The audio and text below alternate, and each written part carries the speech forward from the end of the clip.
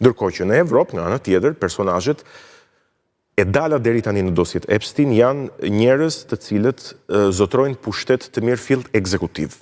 Pra, Peter Mandelson, që ishte ambasador në Shtetet e Bashkuara të Amerikës, dhe kjo ishte arsyeja pse ai u shkarkua nga ky pozicion.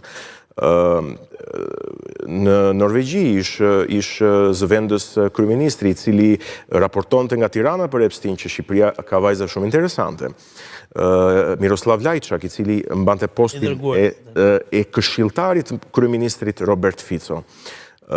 Princesha e Fronit në Norvegji, pra ajo që supozohet bëhet mbretëresh, apo princi Andrew në Mbretërinë e Bashkuar, pra antar i familjes mbretërore. Pra, janë personat, apo ish ministri i kulturës në Francë, janë personat cilët, si të thuash, kanë një lidhje me pushtetin ekzekutiv. Po, emra kemi patur dhe në rajon, nëse referohem tani kjo mbetet, nuk e di për të verifikuar dhe pse ka patur kundërshtime, për shembull Begjet Pacolli, Atifete Jatjaga, mos gaboj, që ka patur përmendje në të, megjithëse ende asgjë konkrete pra për të faktuar, por pyetja ime është nëse do ketë figura që lidhen ndoshta me Shqipërinë.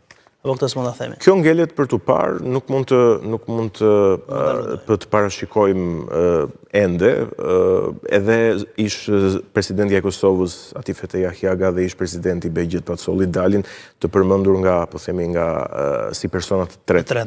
Jo në mënyrë drejt për drejt, i vetmi rast që megjithmonë është i rëndë sa i takon Shqipërisë, bet fjalë për atë vajzën, e cila kërkonte ose ishte referuar për punë si asistente e Epsteinit në vitin 2017, por ne nuk e dim se kush është kjo vajzë dhe çfarë ndodhi, a u punësua, a nuk u punësua. Përmes një personi, po themi të ndihmës të Epsteinit që rekrutonte sekretare apo asistente të Epsteinit, por nuk kemi më shumë informacion. Ky është një rast shumë i rëndë. Pra,